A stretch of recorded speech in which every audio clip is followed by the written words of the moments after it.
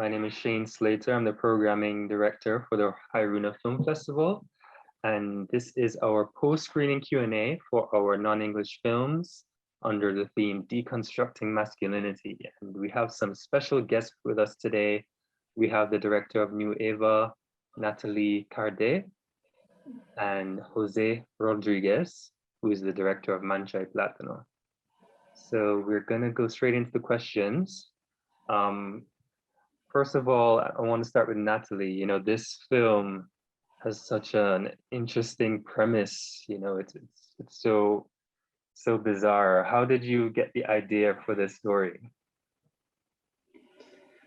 Well, I think it's a very common idea, no? It's my feeling of discomfort about how society is built regarding men and women and differences between them. And I know it's a very complicated subject because everybody's talking about it and everybody wants to and needs to have women as the hero because it's equal for everybody.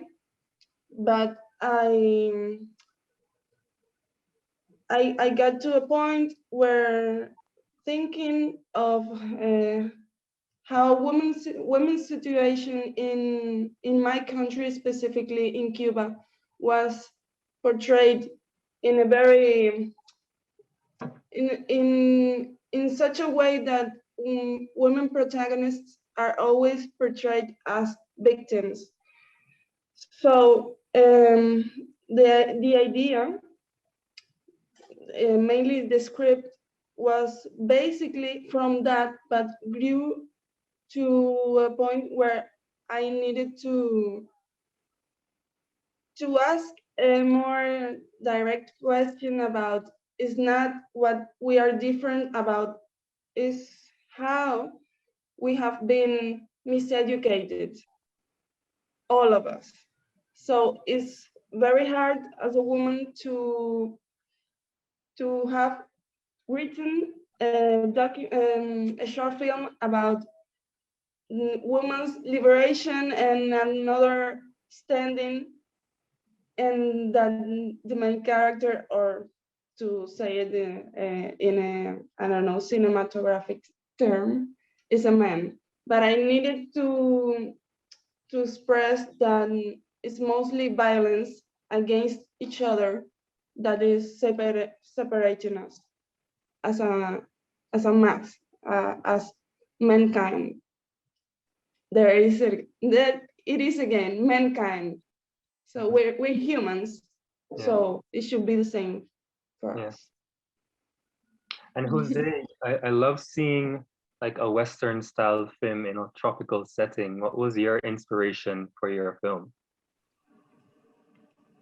I don't know. It's very weird because Westerns usually, like you said, have a very dry setting, a lot of plains. It's all about, maybe you look back to Sergio Leone and you look at the Westerns in Italy, then you look back at the Westerns in America, and they have a very particular setting. So probably the best way to stand out, and in a very visual way, of course, a Western in the Caribbean has to be set probably in the middle of nowhere, surrounded by trees and a lot of green, a lot of, I guess that I wanted to create a film that felt like living here. You know, that you can feel the heat, you can feel, there are a lot of moments that the characters are like touching the grass, or like a lot of attention to the environments.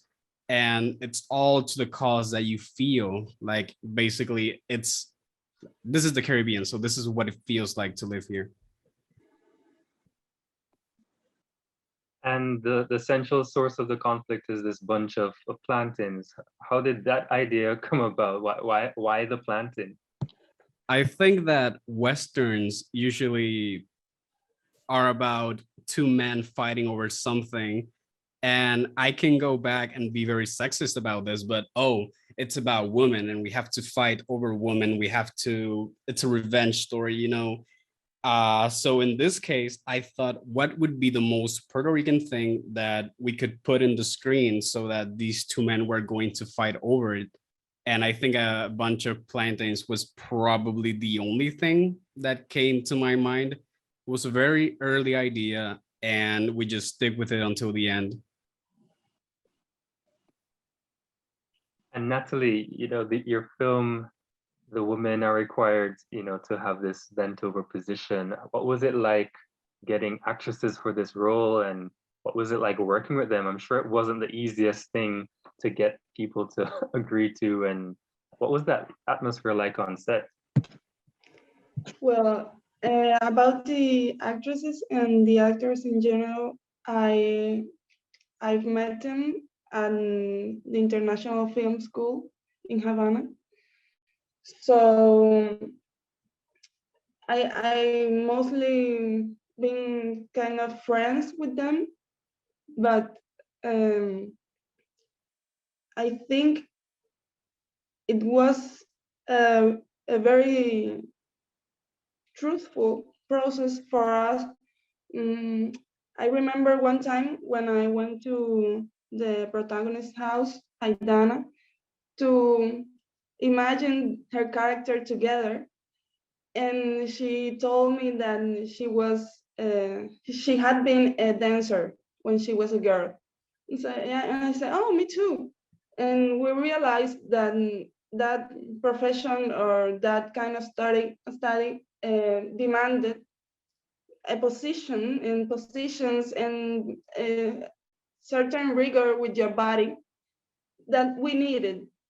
And so she started to walk that way, and she said, I can put it together for like 30 seconds and it feels right, but I want to do it in heels, in high heels.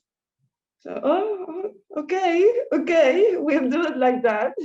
And so they, not only her, but the other actresses, I think even they were feeling pain, and in the process of the shooting, we have to take long breaks between the takes so they can rest their backs.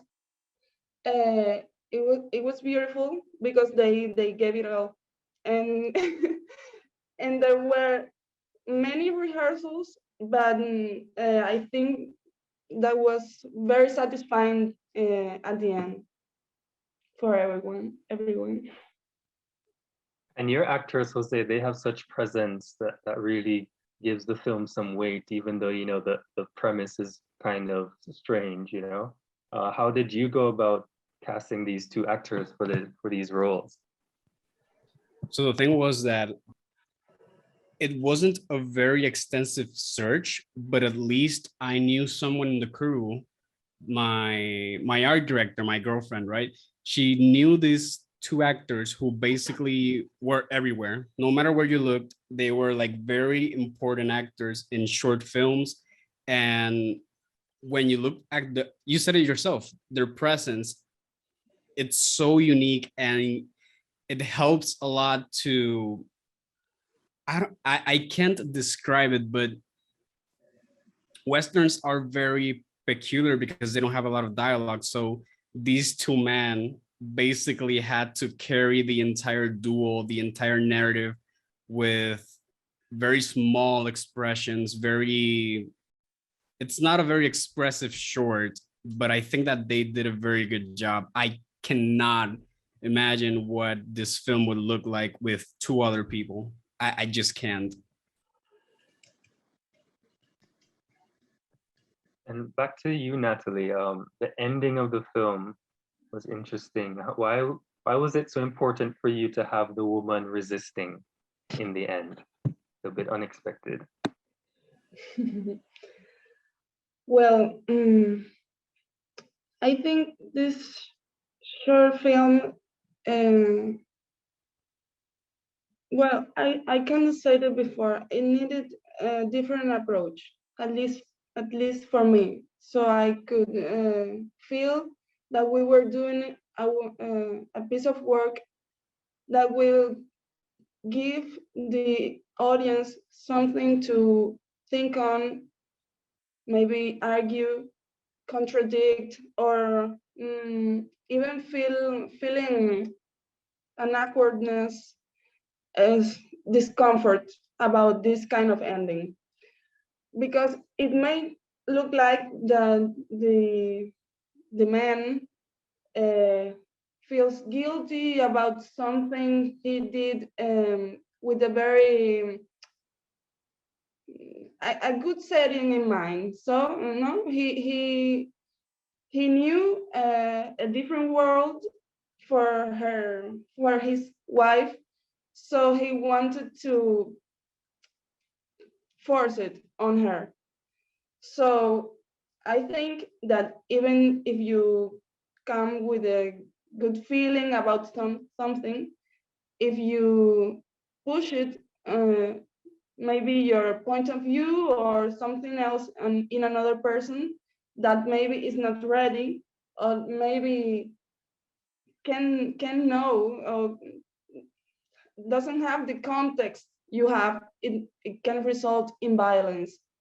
So it was important for me that the actress, and in this case, the actress as a woman who is in a position of submission, didn't get out to another set of mind through violence, because I think that's not the way we should be doing it.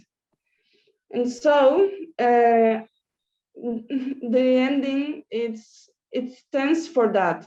But I think that the other women character in the short film that are standing up, and for that they are stronger in a way, but rejected for society, for that society, are the true hope of the story. And they are not at the ending, they're right in the middle. So I think that was very important for me too, not to tell a conventional story in terms of this happens first and then the character will get her reward and will have a happy ending. I hope the happy ending is in the minds of the persons who see the film. And Jose, I was curious about the state of the film industry in Puerto Rico. How was it like getting this film made? Did you have a lot of support? This is a student film, first of all, right? So per se, we didn't have any type of funding from any commission, any type of alliances, or pretty much every single thing that you see in the film is made by students. All of it came basically from our pockets. I think that we were lucky enough that, first of all, the actors wanted to work without pay. It was only one day, but still. And the equipment also was provided by the institution where we study. But I honestly have no idea how probably an amateur or a very young filmmaker would be able to finance, with the state of how basically the entire industry is. So we just got very lucky that this, first of all, was made. And I just think that the entire production is basically a representation that probably one of the only ways that we can continue making different types of films, like a Western in the Caribbean. It's like literally has to come from ourselves. And we just have to prove that these ideas can work. And I just think that this is an example of something different. Yeah, sounds like it was a real labor of love. And Natalí, we got so many submissions from Cuba, and we're really impressed with the quality of the production. So what was your experience like in making your film? Well, our case is similar, because despite we did get some fundings, funds are not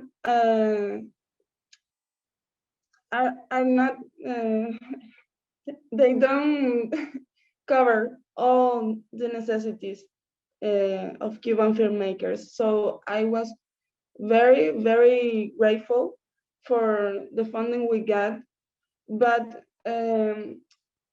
it sure was a difficult trip because when we started and when we had the dates to shoot, we didn't have them still. So everything was part of the labor of the team, close friends, and people who gave us equipment in return of none of very, very little pay.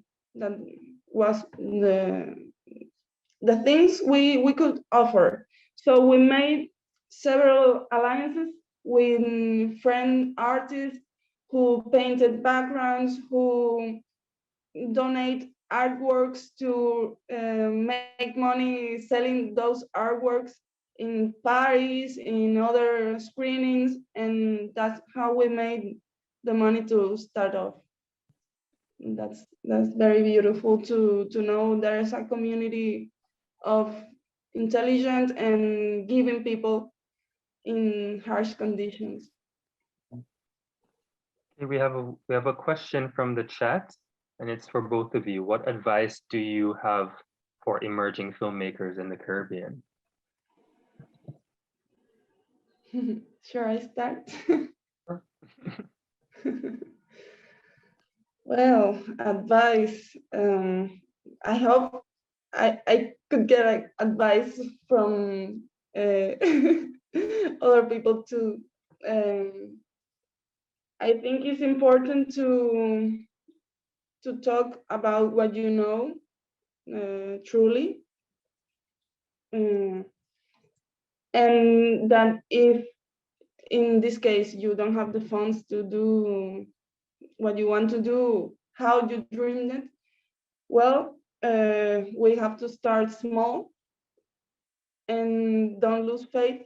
So, so the project will continue to grow, and you'll find these actors, and you'll find someone to help you with the script. And I think that's the best advice, to persevere if you really want to do it. And Jose, what advice would you give? I was laughing because I could relate with the comment that I still feel like I need a lot of advice.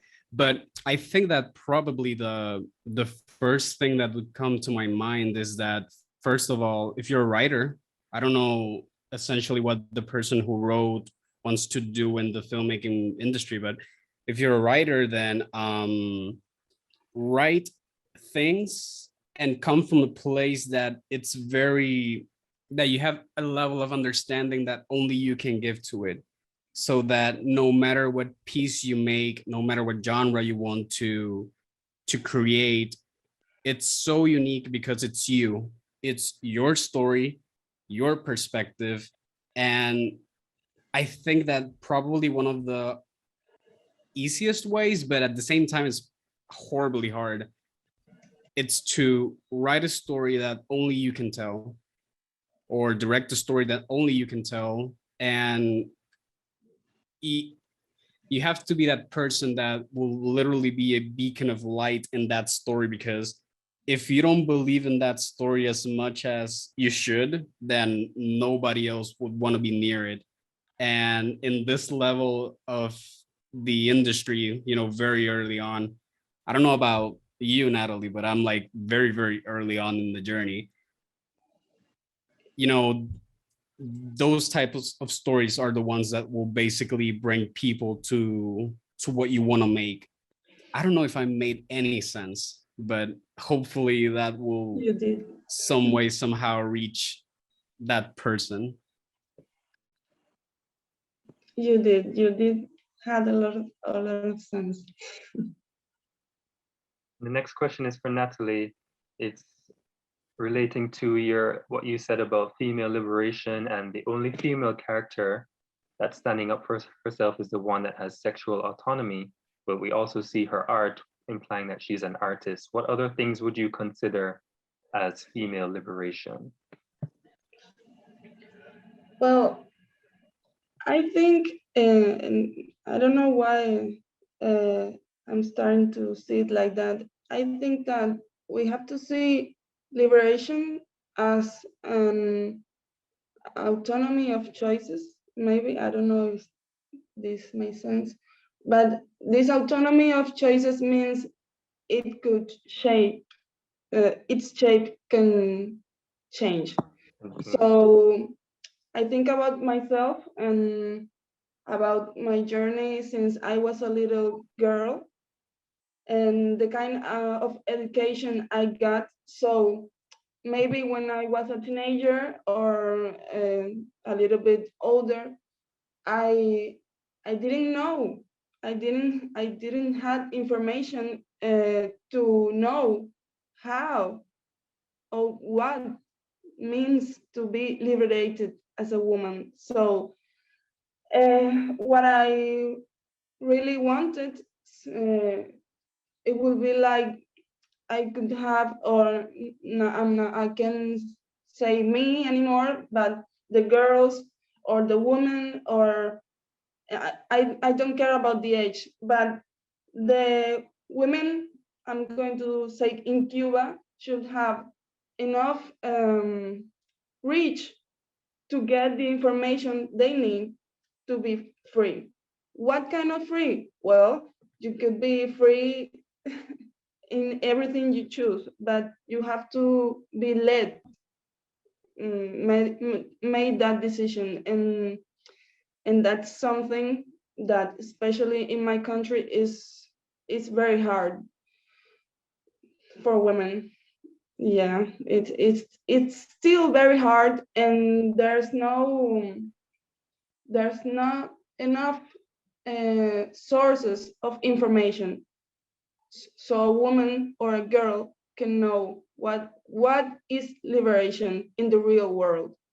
So information is necessary for that education and changes in the most basic aspects of the thing we call culture, Cuban culture, but that disguises a lot of bad things towards women in society. The next I question, don't know. Jose, do you have any plans in the future to continue with this concept of the Puerto Rican Western? I don't know if the question is referring to probably like a feature or maybe another short film within that same concept. Maybe, okay, I'll just answer to both. So I just think that there are plenty of places where anyone can go with a Western.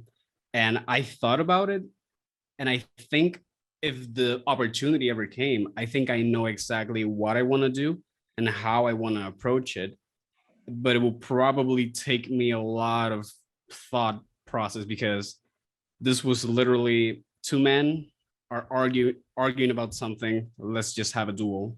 Very toxic, I know, but it's kind of how Westerns are. But yeah, I think that there are a lot of opportunities, and I just, if I start daydreaming, it's probably gonna have to be very few years along the journey. But of course, 100% I want to do it again. And are you working on anything now that you can share?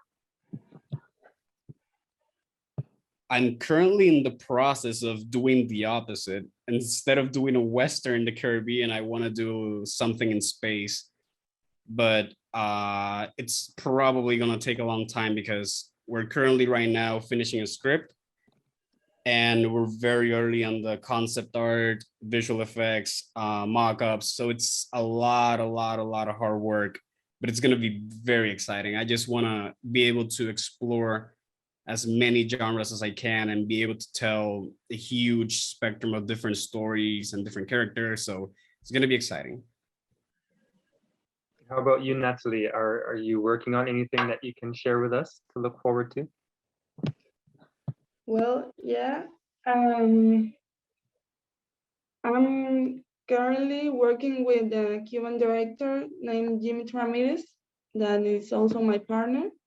And we are, I mean, I got contagious, a contagious feeling about working VR with him, virtual reality stories, because I'm very attracted to that other world than the cinema thought it had for everyone forever, and now it's totally being broken by virtual reality, and the characters or the spectators embodiment in an experience or in a movie that it's ultimately an experience. And so there's that, and there's projects of writing with friends also, and some other personal projects. My first long feature that is also in development. So I have plenty of work. Good. Well, I think we're going to end there. Thank you, both of you, for joining us tonight and talking about your films. We're looking forward to seeing more from you. So thanks again. Thank you. Thank you. Bye. Bye. Good night. Thank you.